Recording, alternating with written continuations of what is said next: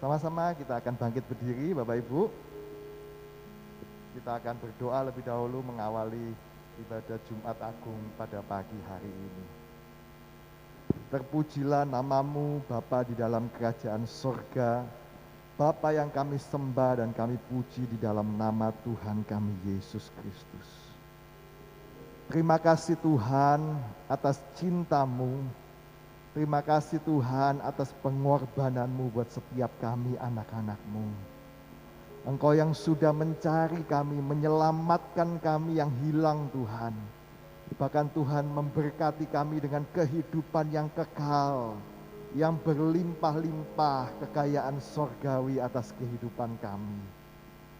Pada pagi hari ini Tuhan, saatnya kami boleh mengingat kembali kasih dan pengorbanan-Mu di kayu salib. Kasih-Mu yang akan terus menjaga kami Tuhan. Kasih-Mu yang akan terus mendukung kehidupan kami Tuhan. Apapun yang menjadi masalah kehidupan bahkan gejolak di dalam dunia ini. Kami percaya kasih yang sama, kasih yang sudah terbukti di kayu salib, kasih itu juga yang akan terus menuntun kehidupan kami sampai hari ini dan hari-hari yang akan datang. Terima kasih Tuhan Yesus, terima kasih. Jalannya ibadah Jumat Agung pada pagi hari ini kami serahkan ke dalam tangan-Mu. Dari awal, pertengahan hingga akhirnya. Setiap kami yang datang Tuhan dengan penuh kerinduan. Bahkan setiap kami yang boleh melayani Tuhan pada pagi hari ini. Semuanya boleh dipenuhi oleh kuasa Roh Kudus. Boleh bekerja di dalam hati kami masing-masing Tuhan. Sehingga hidup kami boleh diberkati pada pagi hari ini. Terima kasih Tuhan Yesus. Kami akan mulaikan ibadah Jumat Agung pada pagi hari ini. Hanya di dalam berkat nama Tuhan kami, Yesus Kristus. Semua yang percaya katakan, amin. Silakan duduk kembali Bapak Ibu.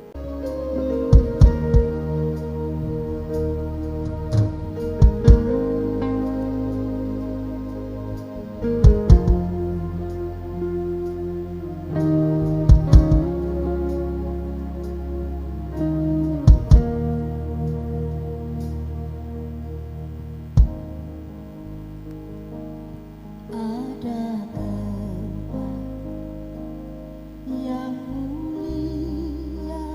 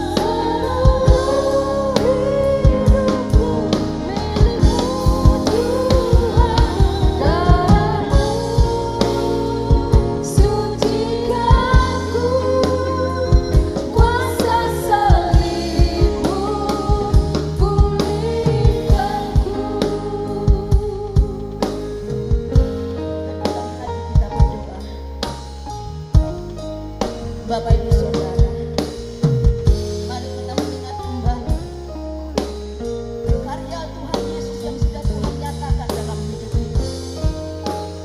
Darahnya, salibnya sudah nyata di dalam kehidupan saat ini. Jangan sia-siakan Bapak Ibu Saudara. Terima kasih Tuhan. Terima kasih untuk pengorbanan-Mu Yesus.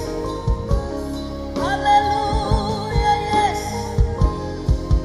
Glory Yesus. Terima kasih Tuhan. Haleluya Yesus.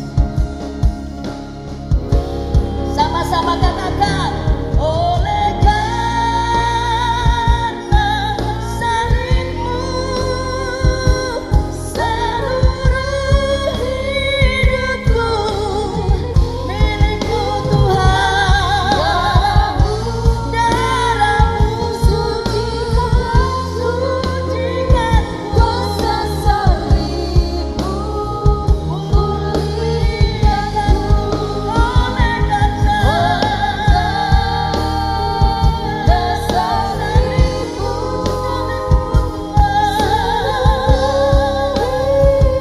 haleluya, haleluya. Darah-Mu sucikan kuasa salib-Mu, pulihkan kuasa salib-Mu, pulihkan. Sekali lagi katakan, kuasa salib, pulihkan. Haleluya. Kemuliaan yang dahsyat buat Allah kita. Shalom Bapak Ibu Saudara. Shalom, Shalom. shalom. Pagi hari ini kita memperingati kematian Tuhan. Karena pengorbanannya lah kita semua diselamatkan. Amin. Sekali lagi kemuliaan yang paling dahsyat buat pengorbanan Tuhan pada pagi hari ini. Siapkan hati kita masuk hadirat Tuhan.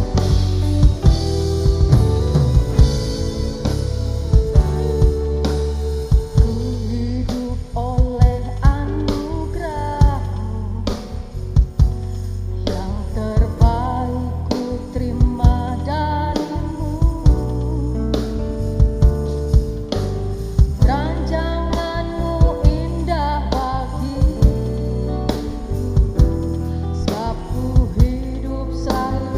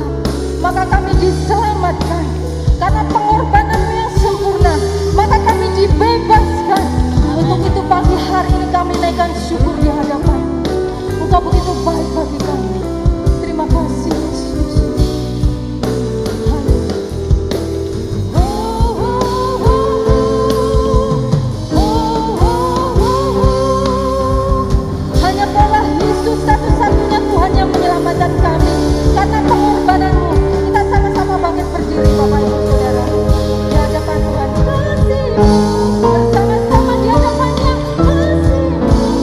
Memulihkan hidupku, kuasa-Mu membangkitkan rohku. Sebab darah-Mu tercurah atas hidup kami Tuhan. Tercurah bagiku, benar-benarmu sempurna, benar-benarmu sempurna,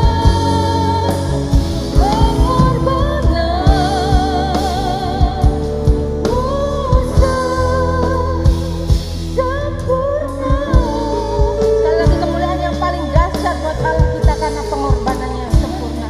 Haleluya. Kita masih dalam hadirat Tuhan, Bapak Ibu Saudara. Masih dalam hadirat Tuhan. Luar biasa kasih Allah untuk hidup kita. Luar biasa Allah kita, Allah yang sudah memberikan hidupnya untuk kita. Untuk kita yang sudah hadir di tempat ini. Kalau kita bertanya sebenarnya kita siapa, Bapak Ibu Saudara? Kalau Tuhan, pemilik surga, pemilik dunia ini, pencipta langit dan bumi, Tuhan Yesus begitu personal dengan kita, mencomot kita satu persatu, menyelamatkan, disalibkan. Siapa kita? Salibnya sangat luar biasa. Kita setiap hati kita siapkan untuk menerima lawatan Tuhan. Haleluya. Hanya Kau Tuhan di hidupku, Kau berikan hidup yang baru. Darah-Mu menyucikan, pulihkan hatiku. Ku nyatakan Kaulah segalanya. Engkaulah sumber pengharapan. Kita pujikan dengan iman kita, Bapak Ibu Saudara. Kita pujikan dengan iman kita. Haleluya Yesus. Jiwaku pun berserah. Ini jiwa kami Tuhan. Puaskan jiwa kami Tuhan dengan lawatan-Mu. Segalanya.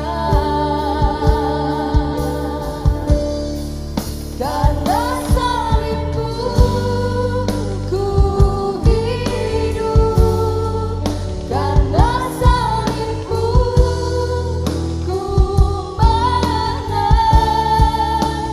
Engkau yang berkuasa sanggup untuk melakukan mujizat-Mu. Karena salib-Mu ku hidup, karena salib-Mu ku menang. Engkau yang berkuasa sanggup untuk melakukan mujizat-Mu di hidupku. Kita nikmati setiap liriknya, Bapak Ibu Saudara. Haleluya Yesus. Hanya Kau Tuhan di hidupku. Ini hidup kami Tuhan. Ini hidup setiap kami Tuhan. Terima kasih untuk kehidupan baru yang kami rasakan. Kehidupan yang mendapat lawatan dari Engkau ya Bapa. Kehidupan yang mendapatkan roh yang dari Engkau Tuhan. Berikan lawatan-Mu untuk ibadah season yang kedua saat ini Tuhan. Engkaulah sumber pengharapan.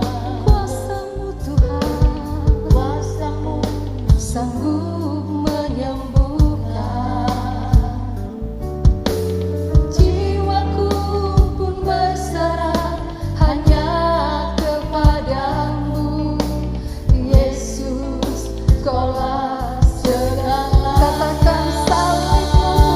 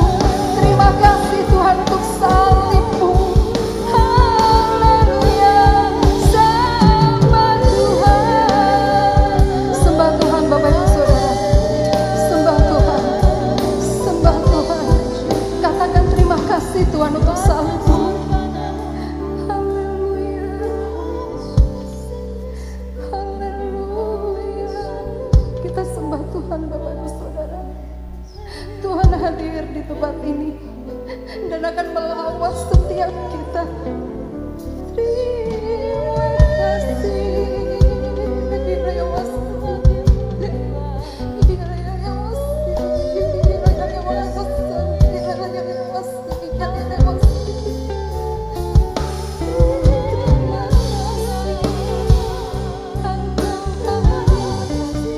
Tuhan Yesus, terima kasih Tuhan.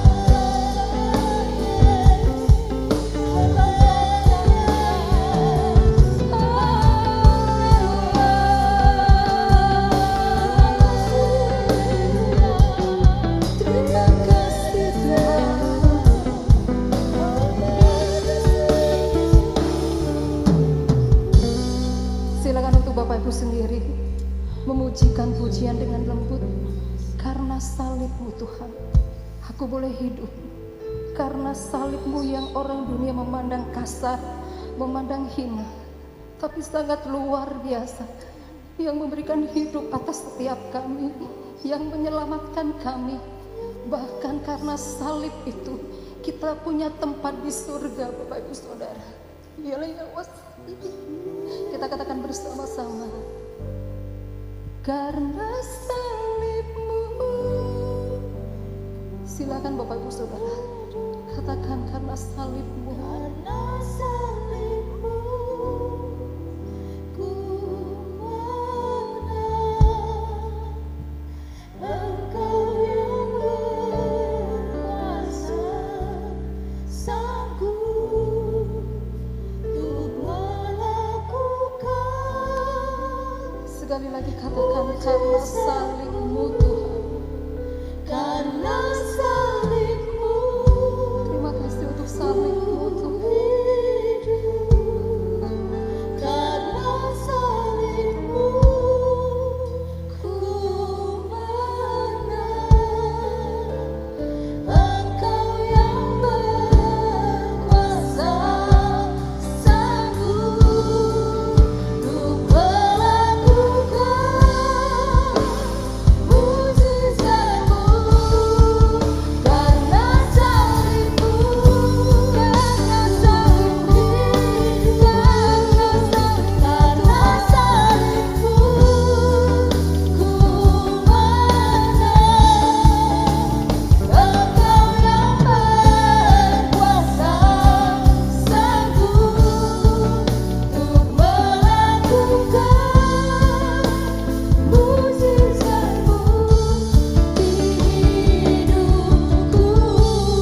Engkau yang berkuasa, Engkau yang berkuasa sanggup untuk melakukan mujizat-Mu di hidupku. Silakan duduk Bapak Ibu Saudara.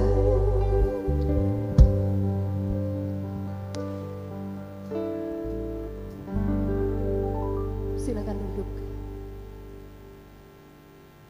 Teduhkan hatimu.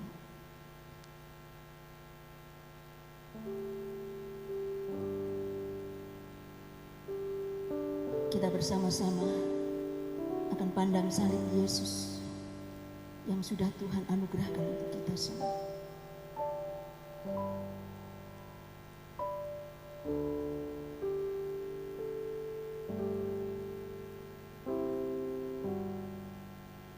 Hidup yang putus asa tak berarti,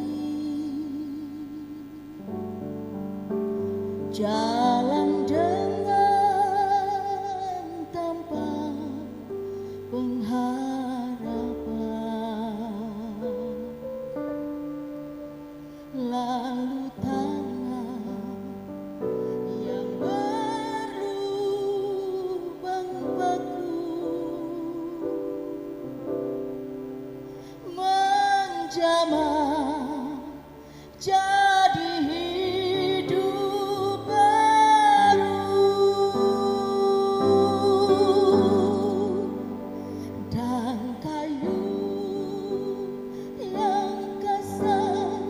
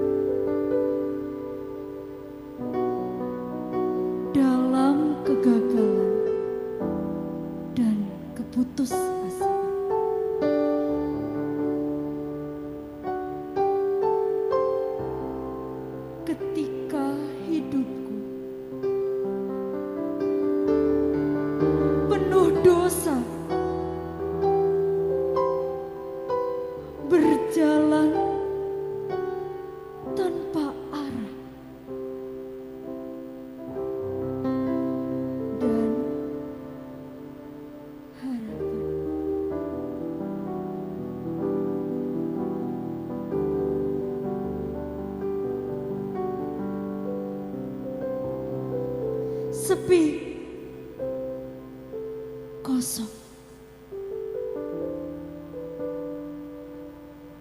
Mbak Hima menyelimuti payoda yang cerah.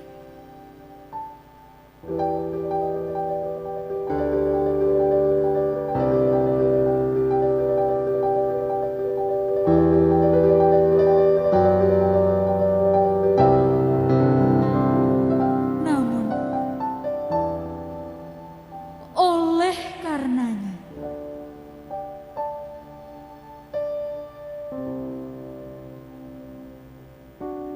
yang menjelma dan turun ke dunia, lahir dari seorang anak darah yang kudus. Ia rela mati, disiksa, dihina, dimahkotai duri kepalanya, bahkan disalibkan di atas Golgota.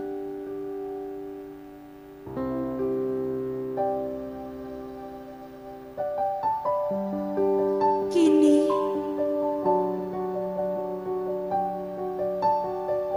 hidupku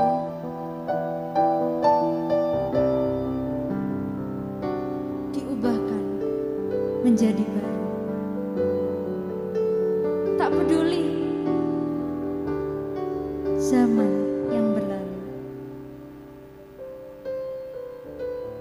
bahkan badai dunia sekalipun.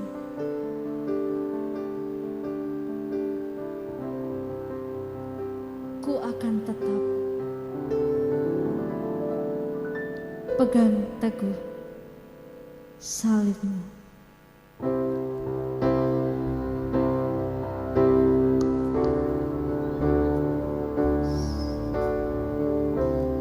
Bersama-sama kita pujikan Tuhan. Haleluya. Dan ku yakin darah Yesus yang suci sudah mengalir di Kalvari.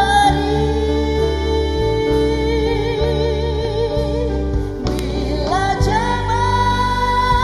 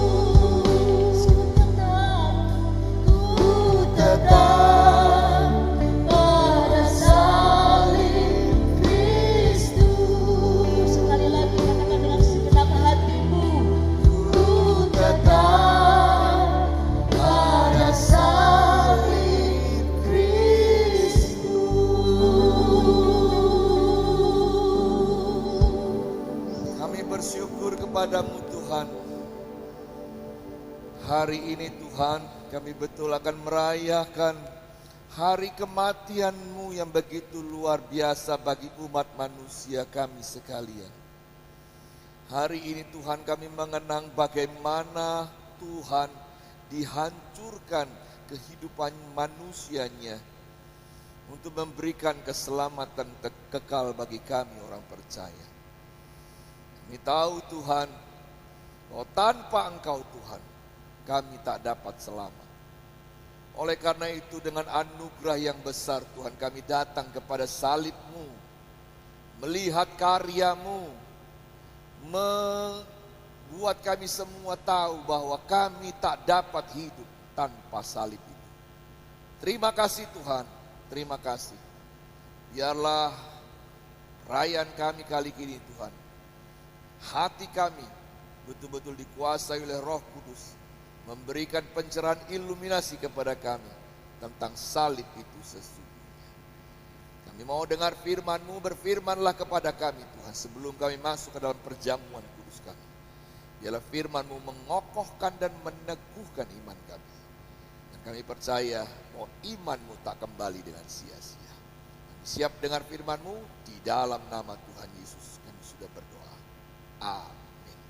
Silakan duduk kembali. Shalom. Shalom. Ya, ini adalah ibadah yang kedua. Tadi pagi kita sudah beribadah juga dengan suasana yang sama, membawa hidup kita tahu bahwa Kristuslah yang memelihara hidup kita semua. Baik Bapak Ibu Saudara yang dikasih dalam Tuhan, tadi pagi sudah ada sakramen baptisan air dan juga perjamuan kudus. Nanti kita akan lihat foto-fotonya setelah ibadah ini. Kita akan melaksanakan sakramen perjamuan kudus juga bersama-sama hari ini.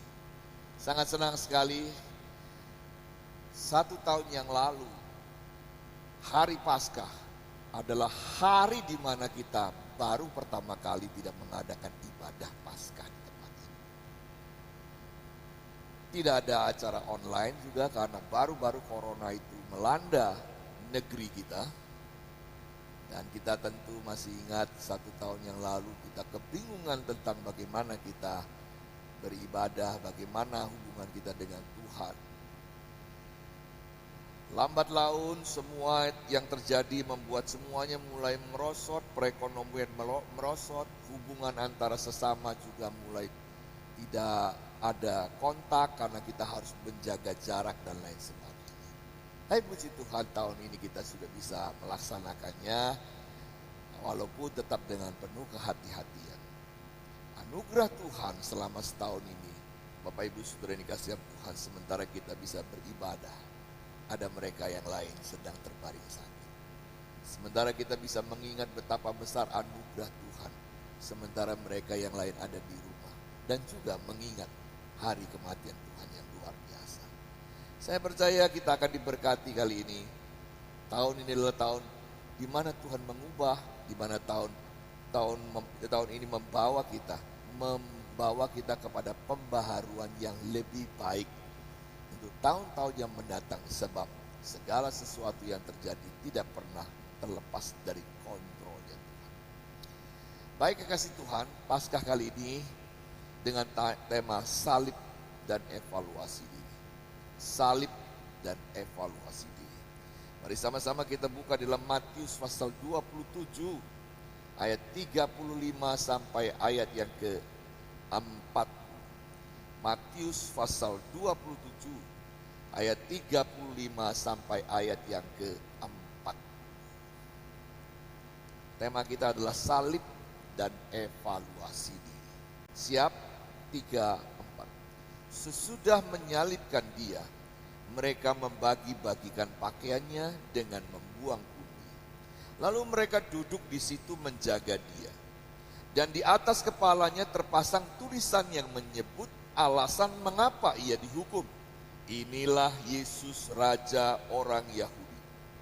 Bersama dengan dia disalibkan 2 orang penyamun, seorang di sebelah kanan dan seorang di sebelah kiri. Orang-orang yang lewat di sana menghujat dia dan sambil menggeleng kepala. Mereka berkata, "Hai engkau yang mau merubuhkan bait suci dan mau membangunnya kembali dalam 3 hari, selamatkanlah dirimu jikalau engkau anak Allah. Turunlah dari salib." Sama-sama bilang amin. Bapak Ibu saudara dikasih dalam Tuhan, ibadah kita yang pertama saya review sebentar supaya Bapak Ibu mendapat gambaran, karena saya mengambil dari Matius pasal 27 ayat 32 sampai 35. Di bagian pertama dari sesi ibadah Jumat Agung kita tadi, ada sebuah panggilan untuk menjadi murid, untuk setia, dan untuk menerima Kristus sebagai juru selamat tanpa malu, dan mengikut Dia dengan sepenuh hati.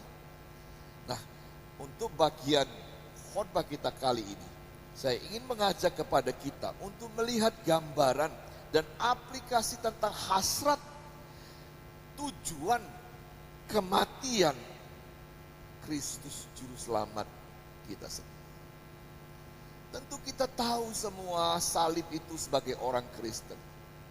Lambang-lambang gereja selalu diberikan lambang salib.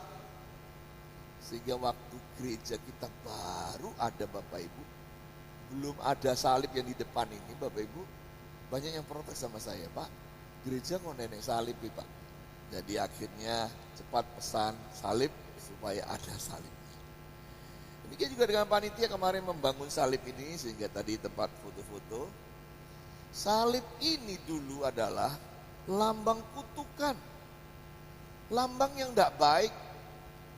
Sama halnya dengan kata-kata Nasrani, kalau kita dipanggil Nasrani, sebenarnya itu ungkapan mengolok-olok kita, Nasrani gitu ya. Tetapi sekarang menjadi hal yang biasa, bahkan di atas kayu salib yang adalah kutukan itu, kita diselamatkan. Dan hari ini kita mengenang bagaimana karya itu dikerjakan lebih 2000 tahun yang lalu bagi saya dan Anda. Sejarah dan perkamen-perkamen menuliskan bahwa hal itu betul terjadi. Bahkan lembaran-lembaran perkamen di luar Alkitab dituliskan oleh masyarakat Romawi pada waktu itu, memang ada kejadian yang luar biasa di bukit yang bernama Tengkorak atau Kalvari. Saudara, ini bukanlah cerita dongeng. Ini bukanlah cerita yang mengada-ngada. Tapi ini betul-betul adalah sejarah kehidupan manusia yang betul terjadi. Bahwa ada seorang yang luar biasa datang dengan segala hal yang diberikan Tuhan kepadanya. Dia dapat menyembuhkan orang sakit, orang buta, orang lumpuh, orang tuli. Dia juga dapat mengusir setan-setan. Sudah dikasih dalam Tuhan, Dia membawa hidup pemulihan bagi umat manusia selama hidup di dalam dunia ini. Sampai pada waktunya Dia harus dihantar ke atas kayu salib. Hari ini Bapak Ibu Saudara dikasih dalam Tuhan, Jumat Agung ini ingin membawa kita untuk mengenang, untuk membawa hasrat dan pikiran kita mengetahui dan merasakan betapa penderitaan itu, sehingga kita bisa menghargai apa yang disebut salib itu. Bapak Ibu Saudara dikasih dalam Tuhan, salib itu begitu berat. Salib itu dipenuhkan dengan darah Kristus. Sehingga Simon dari Kirene, waktu dipaksa untuk mengangkat salib itu, Simon Kirene tidak mau. Makanya prajurit Romawi memaksanya dia untuk mengangkat salib itu. Sebab Simon dari Kirene hendak ke Yerusalem, ia hendak beribadah. Dia tidak mau menajiskan dirinya dengan darah yang disalib itu. Dan dia tidak mau mengangkat beban yang berat itu. Sebab balok salib itu berat sekali.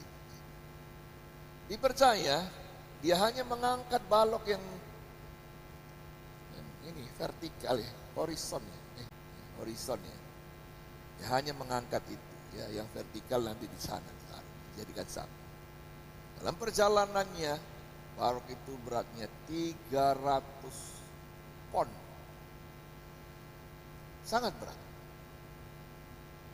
Dan karena tangan diikat, maka ketika jatuh, dia tidak bisa menggunakan tangan untuk menopang. Biasanya kalau kita jatuh, otomatis tangan di depan kan?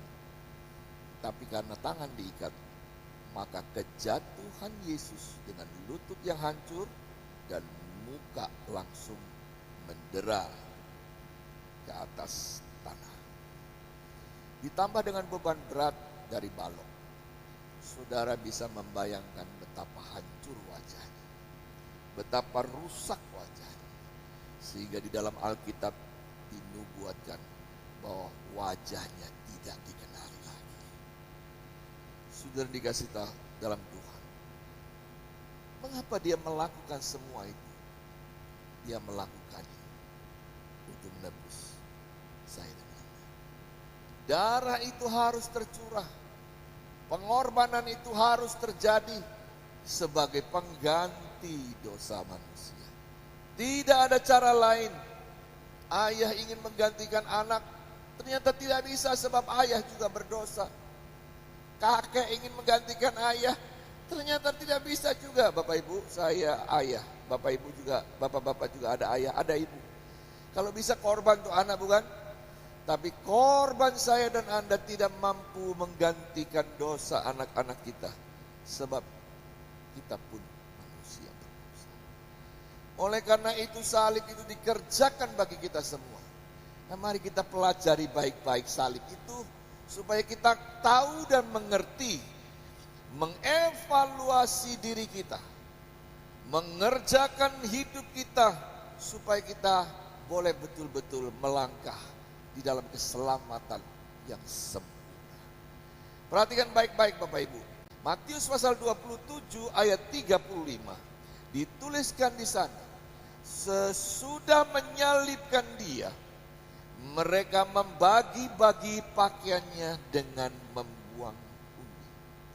Seperti apa yang kita sudah pelajari bahwa penyaliban di Roma itu adalah untuk korban yang disalibkan, mereka harus ditelanjangi untuk dipermalukan Bapak Ibu. Jadi penyaliban itu pakaian mereka dilepas. Untuk apa? Untuk supaya dipermalukan. Ini adalah kebiasaan tentara Romawi kemudian membagi-bagikan pakaian para korban di bawah salib di mana mereka disalibkan. Saudara dikasih Tuhan, mengapa mereka membuang undi? Ya, memang ini karena pemenuhan nubuatan yang ada ditulis di dalam Mazmur pasal 20 ayat 18 yang mengatakan mereka membagi-bagikan pakaianku di antara mereka dan untuk pakaian mereka diundi kemudian. Cara membagikannya diundi. Karena tentara Roma ada beberapa orang yang punya baju cuma satu. Saudara yang kasih dalam Tuhan, semakin banyak penjahat yang disalibkan oleh prajurit Roma, semakin reputasi mereka untuk menyimpan pakaian korban itu sebagai suatu hal kebanggaan.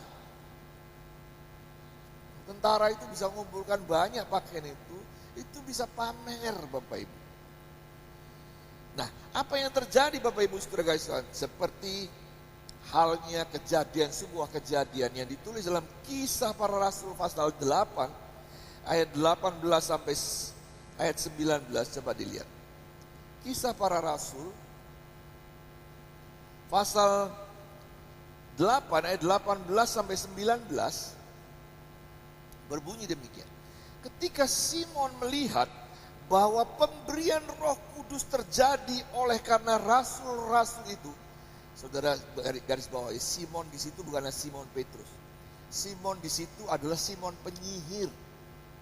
Dia adalah orang yang mengerjakan sihir. Dia adalah orang yang mendapatkan uang karena sihir. Ketika Roh Kudus memberikan pemberian yang luar biasa, dia menginginkannya. Waktu dia melihat rasul-rasul itu menumpangkan tangan, ia menawarkan uang kepada mereka serta berkata, berikanlah juga kepadaku kuasa itu, supaya jika aku menumpang tanganku di atas seseorang, ia boleh menerima Roh Kudus. Saudara, seperti apa yang kita lihat, bahwa Simon si penyihir ini ingin mendapatkan kuasa Roh Kudus itu dan memanfaatkannya untuk kepentingannya sendiri.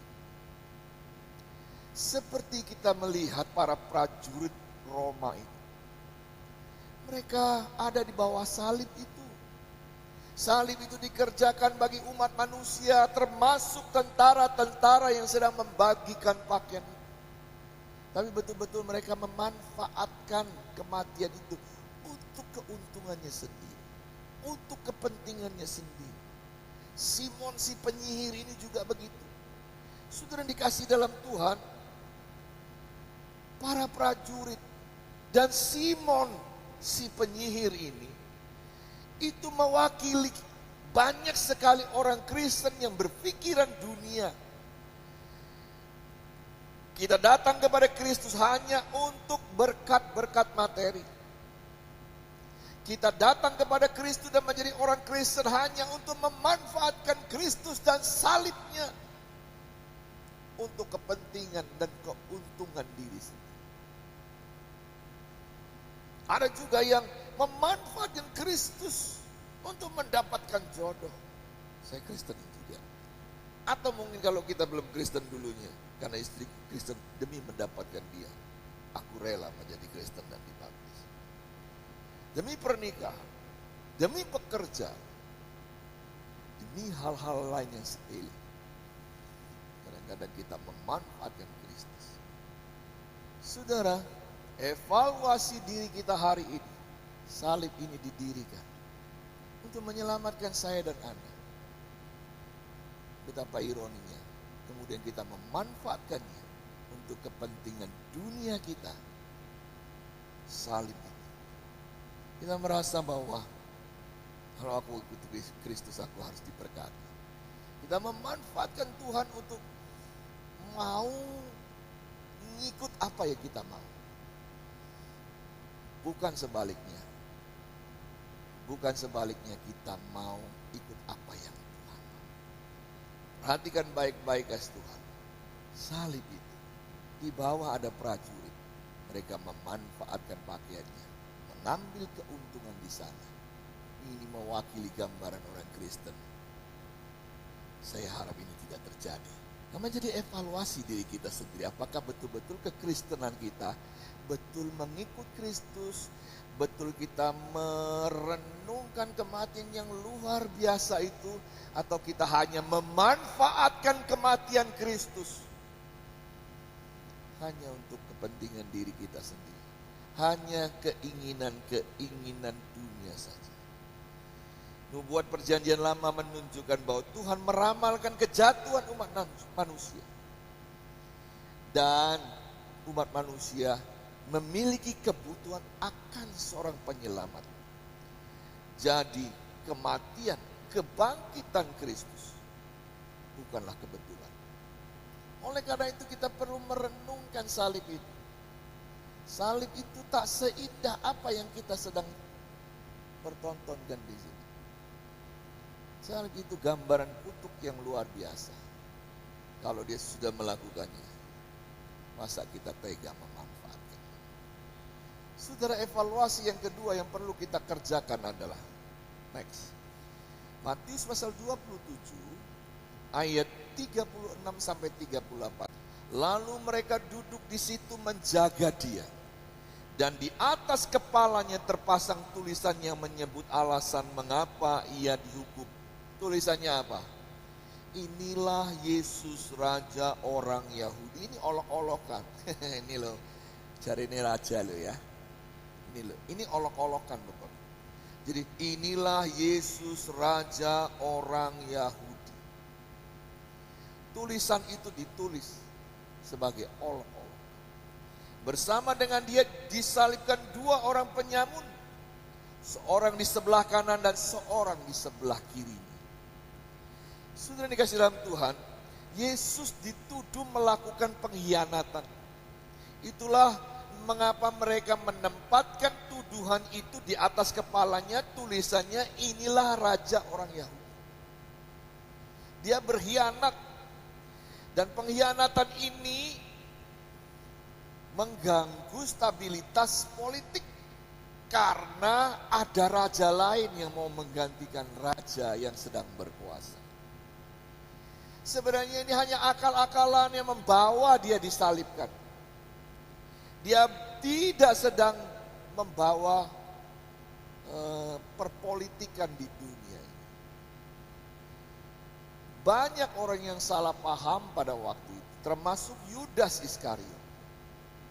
Waktu dia bilang, kalau aku disalib maka aku akan menjadi raja yang memimpin bangsa-bangsa.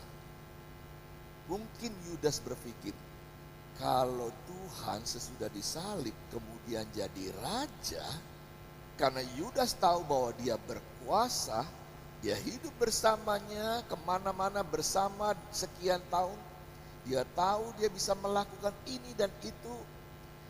Pikir Yudas mungkin ya, kalau dia raja, saya ini menteri keuangan, karena dia bendahara pada waktu itu kan. Makanya dengan ciuman Yudas membawa pengkhianatan itu. Nah, Bapak Ibu Saudara yang dikasihi Tuhan, kejahatan yang besar bagi pemerintahan saat itu ada yang ingin menggantikan raja.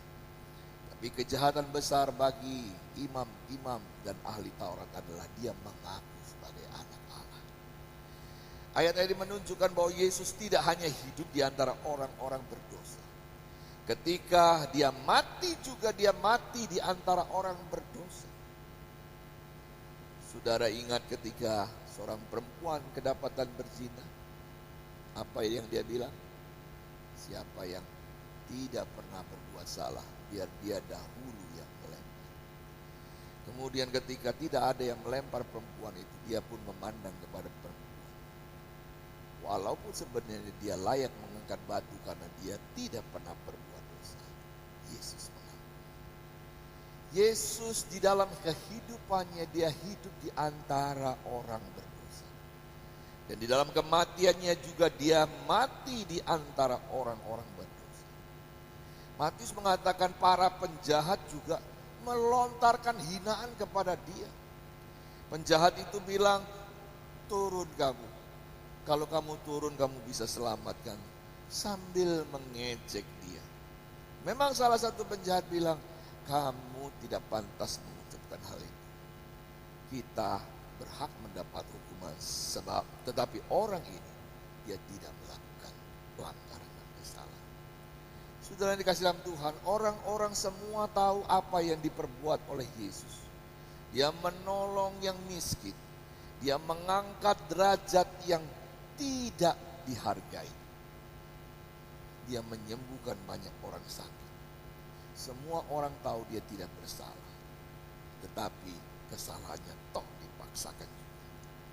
Dan memang itu yang harus terjadi sebab salib itu memang harus didirikan. Evaluasi kedua ini kita belajar adalah next. Bahwa kasih karunia itu sangat penting. Apakah kita merasakan kasih karunia itu di tengah-tengah hidup kita yang tidak sempurna itu? Dari percakapan Yesus dengan penjahat yang bertobat, itu menjadi bukti bahwa siapapun yang mengaku dosanya, dia diampuni. Siapapun yang mengakui pelanggarannya, dia diampuni. Saudara, mengapa terjadi pertengkaran antar rumah tangga? Karena semua punya ego dan tidak mau mengakui kesalahan. Di dalam hal penyaliban juga begitu. Lihat, penjahat satu menghinanya, tapi penjahat yang satunya lagi mengakui kesalahannya dan bertobat. Kasih karunia ini penting, Bapak Ibu yang dikasihi dalam Tuhan. Kasih karunia ini harus ada dan tinggal di dalam hidup kita, menyadarkan saya dan Anda bahwa kita ini penuh kelemahan dan kekurangan, bukan sempurna. Saudara, kalau saya menghadapi persimpangan Bapak Ibu, saya harus berdoa untuk mengambil keputusan. Saya tidak pernah mengambil keputusan serampangan, walaupun sakit hati sekali. Saya tidak mau melakukan keputusan yang salah. Banyak sekali pertimbangan. Dan yang terutama adalah mengakui kesalahan. Lukas pasal 23 ayat 42 sampai 43. Lukas pasal 23 42 sampai 43 berbunyi demikian. Lalu ia berkata, Yesus ingatlah akan aku apabila engkau datang sebagai raja. Kata Yesus kepadanya, aku berkata kepadamu sesungguhnya hari ini juga engkau akan ada bersama-sama dengan aku di dalam Firdaus. Kasih karunia itu bukan karena saya sudah benar. Kasih karunia itu bukan karena saya ini sudah sempurna. Kasih karunia itu karena saya melanggar, tapi saya diampuni. Itu kasih karunia. Saudara, kasih karunia tidak sama dengan hadiah.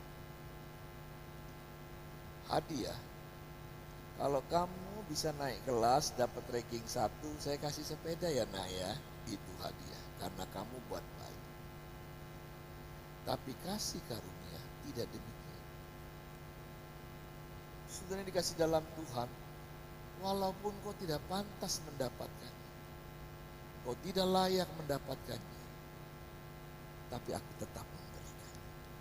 Itu kasih karunia. Saudara, kasih karunia bukan karena kita baik, karena kita rajin ibadah, karena kita banyak memberikan persembahan dan korban-korban, tetapi karena kita tidak layak, kita mendapatkan. Saudara dikasih dalam Tuhan, bukan dengan kekuatan kita sendiri, tapi karena Allah lah yang dahulu melangkah untuk mendapatkan engkau. Ketika anak yang terhilang itu datang dalam kejauhan, Allah lah Bapak dulu yang bergerak untuk berlari. Tidak diceritakan anak itu berlari menemui bapaknya, sebab anak itu merasa bahwa dia tidak layak. Bapaknya yang lari untuk mendapatkan dia.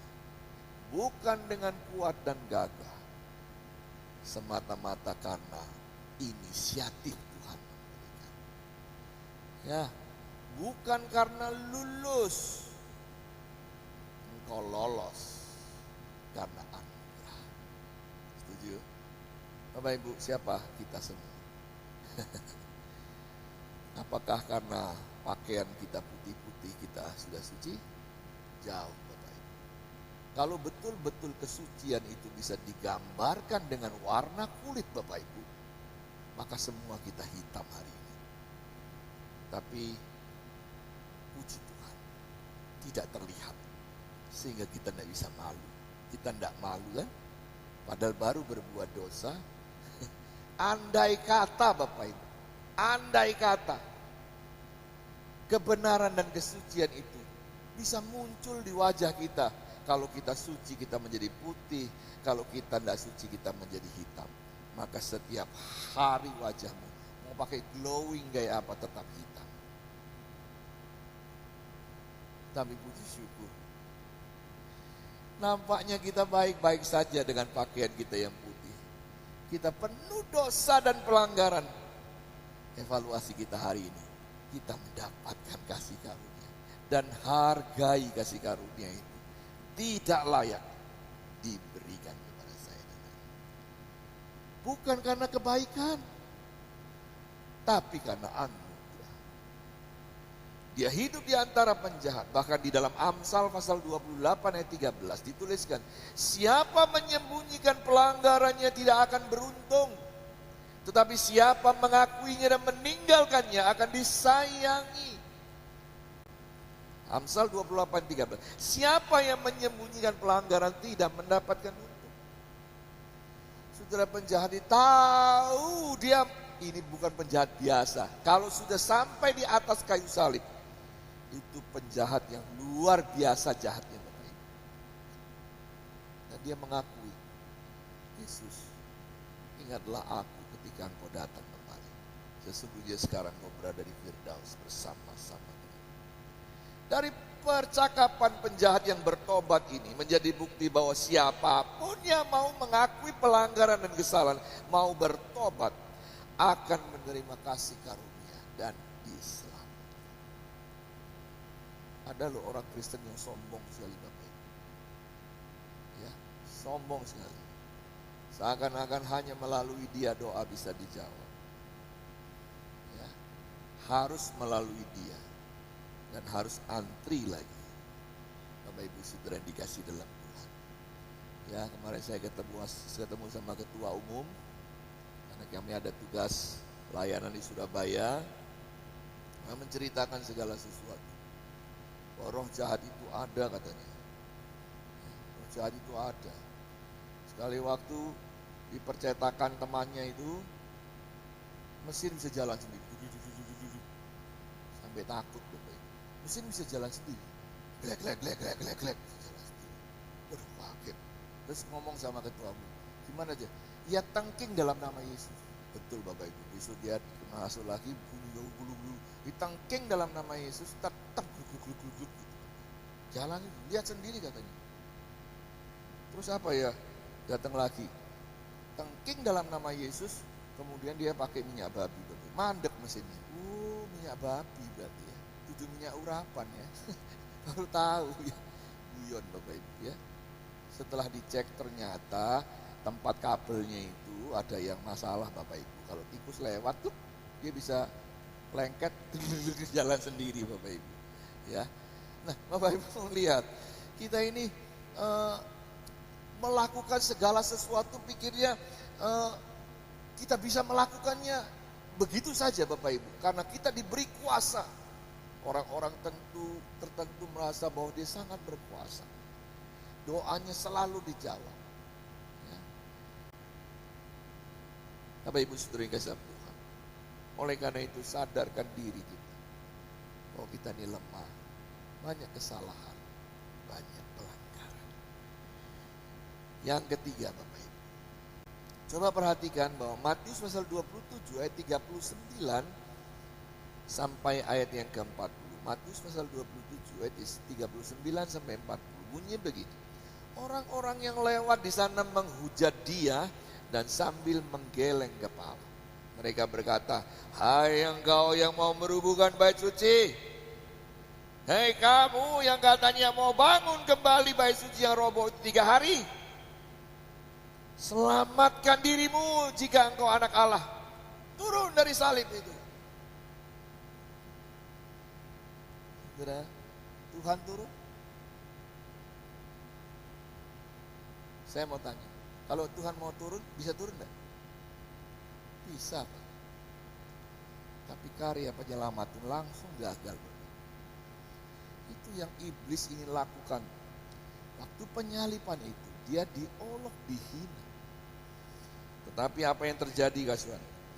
Ejekannya berkali-kali setelah pengadilan penyalipan. Dan setelahnya dilakukan terus menerus. Dipenuhkan dengan hinaan-hinaan. Ejekannya difokuskan pada peran keilahiannya. Peran kenabiannya.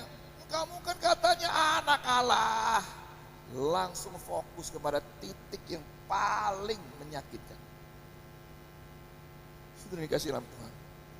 Dia diejek oleh 4 kelompok yang ada di salib itu. Ahli Taurat, orang-orang yang lewat, tentara Roma, bahkan oleh Herodes. Sudah dikasih dalam Tuhan, dia diejek, dihina. Padahal baru saja orang berteriak kepada dia, Hosana, Hosana. Tapi hari ini mereka berteriak, salibkan dia, salibkan dia. Sekali lagi, ini adalah penggenapan dari nubuat perjanjian lama, dia harus diejek. Dan ejekan itu adalah bagian dari hasrat Yesus untuk menanggung rasa malu atas kesalahan saya dan Anda di sana. Jadi penderitaannya bukan hanya penderitaan fisik, tapi psikisnya betul-betul dihinakan, dipermalukan. Bapak, Ibu pernah lihat orang marah sampai tidak bisa mengendalikan diri? Coba siapkan video. Ya, saudara, kalau sudah marah begini Bapak Ibu ya, ini pasti diejek, ini nemen ini Bapak Ibu ya. Tuh, itu pacarnya sampai jangan. Sudah tidak tahu malu Bapak Ibu. Her employer is literally tearing his clothes off to get a piece of the other guy. But what he doesn't know is that the man he's attacking is Jay Lee, an award-winning karate expert. The only thing that pimp hits is the pavement. Marahan membuat orang. Ini yang di Indonesia Bapak Ibu. Anak muda ini dari mana datang kemarahan ini? Ditilang sama polisi dia ngamuk, sepeda motornya sendiri dia rusak. Tuh.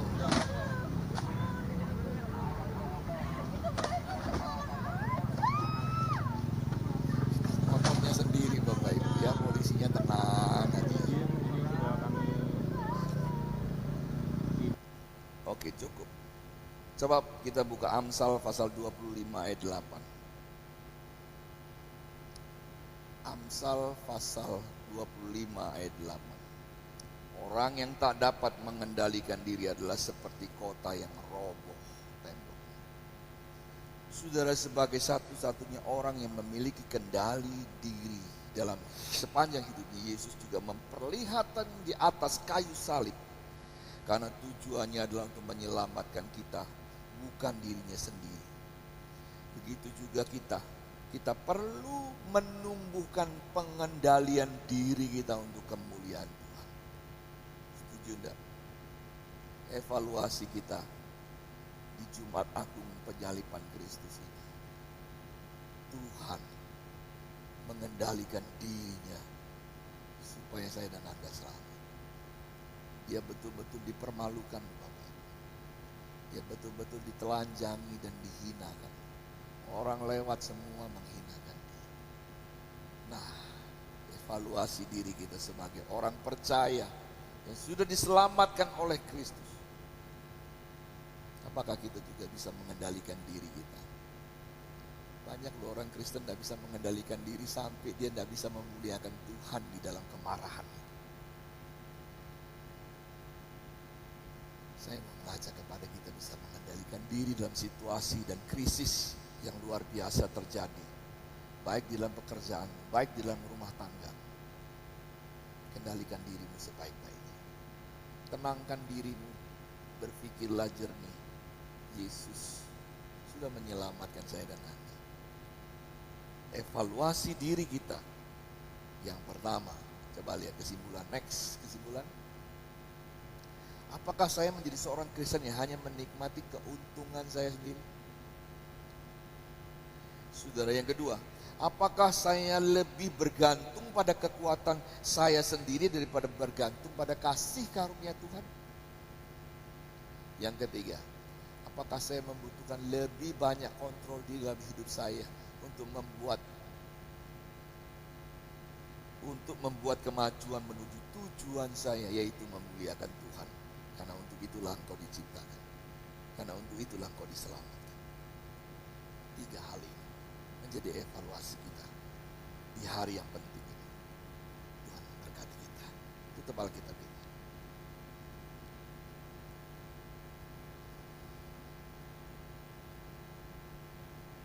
Mari kita masuk ke dalam perjamuan.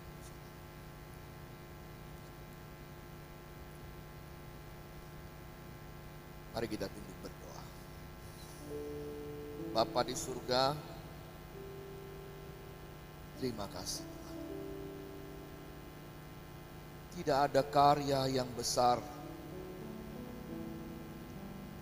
pada zaman-zaman dan abad-abad manusia hidup di dunia ini selain karya salib yang ajaib.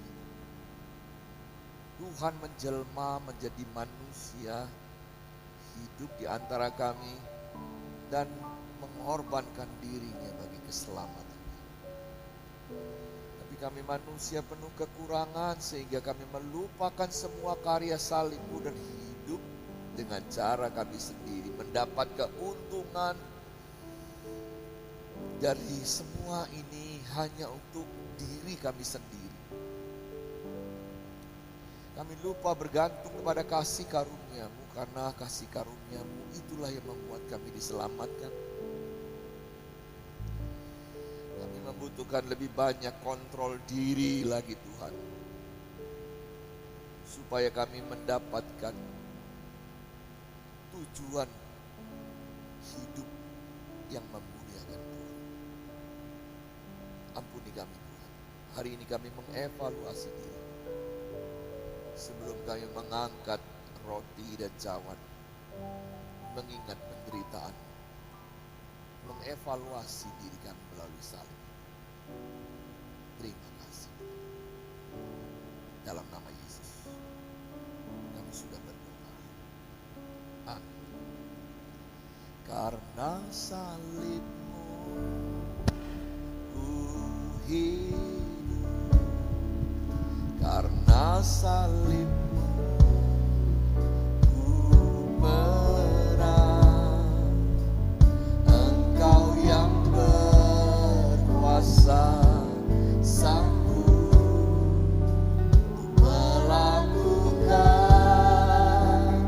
mujizat-Mu di hidupku. Sekali lagi, karena salib. Karena salib-Mu ku hidup, karena salib-Mu ku menang.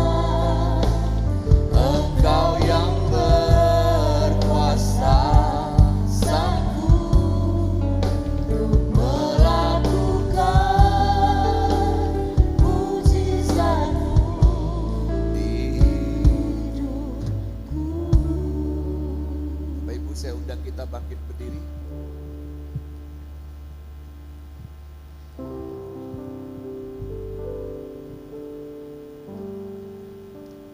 Makasih.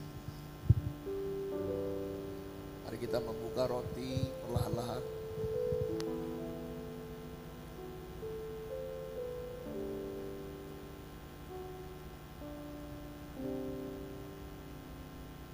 Sambil tetap mengevaluasi diri kita, ya. Semua kita termasuk saya, biar kita melakukannya dengan cinta kepada Tuhan. Salib itu bukan sembarangan, Bapak. Salib itu didapat dengan pengorbanan yang luar biasa. Makasih ya Tuhan.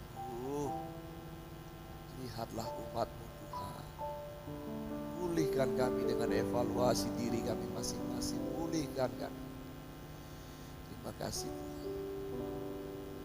Mari kita angkat roti lebih tinggi dari kepala kita. Dengar baik firman Tuhan. Demikian bunyinya. Sebab apa yang telah kuteruskan kepadamu, telah aku terima dari Tuhan, yaitu bahwa Tuhan Yesus pada malam waktu Ia diserahkan mengambil roti. Dan sesudah itu Ia mengucap syukur atasnya. Ia memecah-mecahkannya dan berkata, inilah tubuhku yang diserahkan bagi kamu. Perbuatlah ini menjadi peringatan akan aku. Bukankah roti yang atasnya kita pecah-pecahkan adalah persekutuan dengan tubuh Kristus? Amin. Minum, makan dengan iman dalam nama Tuhan Yesus.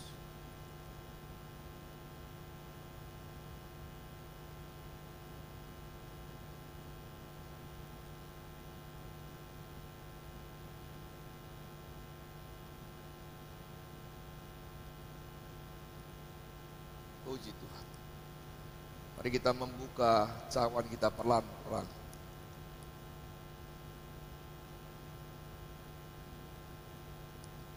Terima kasih.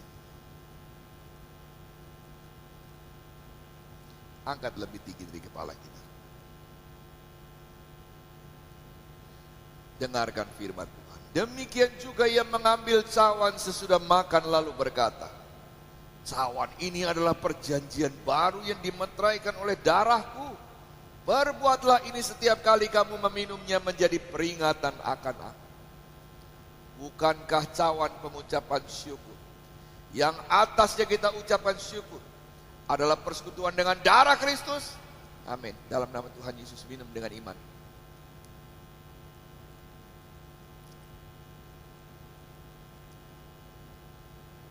Terima kasih Tuhan.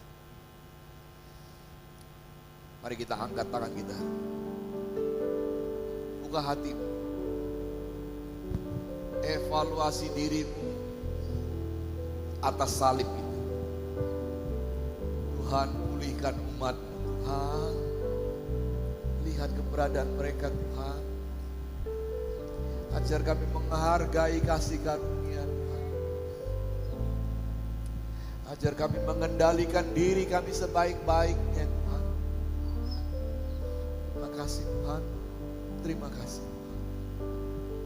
Kami percaya Engkau mendengar, melihat kami Tuhan dengan penuh kasih dan cinta atas kekurangan diri kami masing-masing. Terima kasih Tuhan. Berkatilah umat-Mu Tuhan.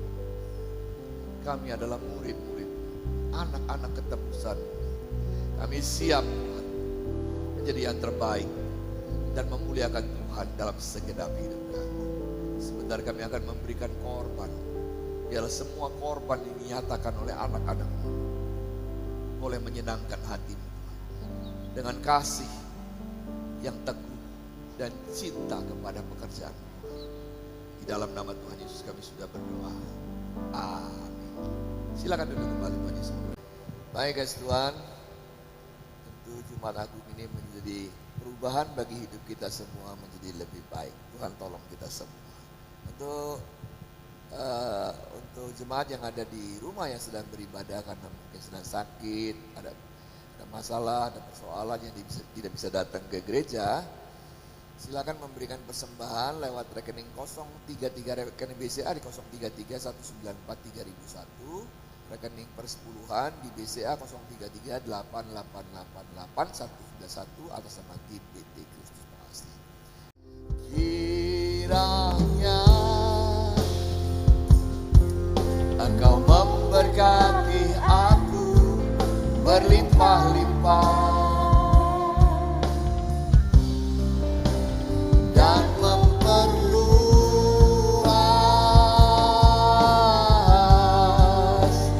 daerahku,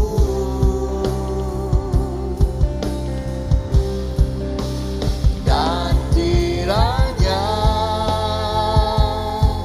tangan-Mu menyertai aku dan melindungi aku daripada malapetaka, sehingga kesakitan tidak menimpa aku, sehingga kesakitan tak menimpa aku. Sehingga kesakitan tidak menimpa aku. Tuhan mendengarkan doa kita.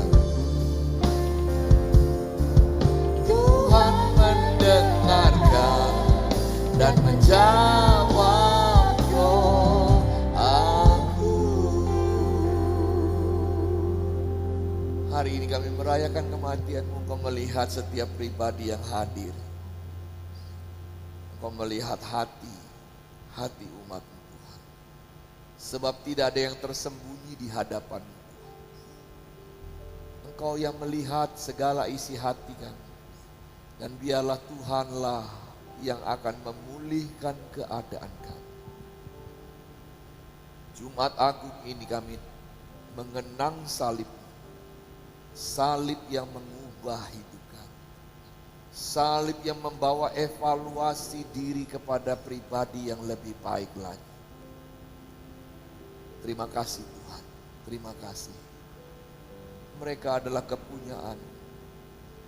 Tuhan sudah mati bagi kami. Dengan apa kami bisa balas cinta-Mu? Dengan menjadi murid-murid anak-anak yang melayani. Terima kasih Tuhan, terima kasih. Kesulitan hidup mereka Tuhan lihat. Memberkati mereka dalam segala keadaan. Biarlah mereka setia kepada Tuhan. Dan biarlah Tuhan permohonan-permohonan Kau mendengarkan. Dan kiranya Tuhan yang menyertai mereka, memberkati setiap keinginan dan kerinduan. Biarlah mereka menjadi anak-anak Tuhan yang setia. Setia sampai Tuhan Tuhan datang kembali. Terima kasih untuk semua pelayan Tuhan yang sudah melayani. Berkati mereka, jerih lelah kami tak pernah sia-sia. Berkatilah semua pengurus gereja, dan berkatilah juga seksi keamanan yang sudah menjaga kami dari pihak kepolisian dan tentara yang sudah datang menjaga bersama dengan perangkat desa. Biarlah negara kami menjadi lebih baik lagi Tuhan. Beri hikmat marifat kepada pihak keamanan, pemimpin-pemimpin bangsa kami untuk mengatur supaya negara ini aman, sentosa, gemah limpah rezeki. Kami percaya, kami yakin Tuhan dengar doa kami.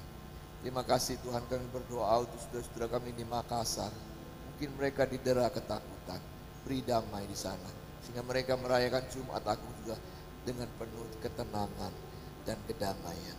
Kami berdoa juga Tuhan, untuk mereka yang melakukan kejahatan ini Tuhan. Ampuni mereka Tuhan, sebab mereka tidak tahu apa yang mereka lakukan. Melihat kesedihan-kesedihan keluarga mereka, kiranya Tuhan menyentuh hati mereka untuk melihat kebenaran yang dinyatakan bagi mereka. Terima kasih Tuhan. Pandemi yang masih terjadi ini kami serahkan ke dalam tangan kasih kemurahan. Perawat, dokter yang sedang menangani garis depan Tuhan, beri hikmat kepada mereka supaya Tuhan mereka menjadi tangan-tangan Tuhan yang menyembuhkan yang sakit. Terima kasih Tuhan. Terima kasih, sebentar kami pulang tinggalkan tempat ini, pulang ke rumah kami masing-masing. Dan biarlah karya salib itu dan evaluasi diri kami terus ada di dalam hati kami, dan kami akan melayani dengan segenap hati. Kami membutuhkan urapan-Mu, kami membutuhkan berkat-Mu. Mari kita angkat tangan kita sama-sama. Urapi kami dengan Roh Kudus-Mu Tuhan. Roh Pentakosta, biarlah tinggal di dalam hati kami. Salib itu ada di dalam hidup kami, dan kami berjalan memikul salib setiap hari, demikian firman Tuhan. Tuhan memberkati engkau dan melindungi engkau. Tuhan menyinari engkau dengan wajah yang memberi engkau kasih karunia. Tuhan menghadapkan wajahnya kepadamu dan memberi engkau damai sejahtera. Pulanglah dengan membawa berkat yang besar, berkat damai dari Allah Bapa, cinta kasih kemurahan dari Tuhan Yesus Kristus, persekutuan dengan Roh Kudus menyertai, mengurapi dan memberkati kita sekalian dari sekarang sampai selama-lamanya. Terima berkat-berkat Tuhan ini, terima berkat-berkat Tuhan ini, terima berkat-berkat Tuhan ini. Di dalam nama Tuhan Yesus kami sudah berdoa dan mengucap syukur. Haleluya. Amin. Siap.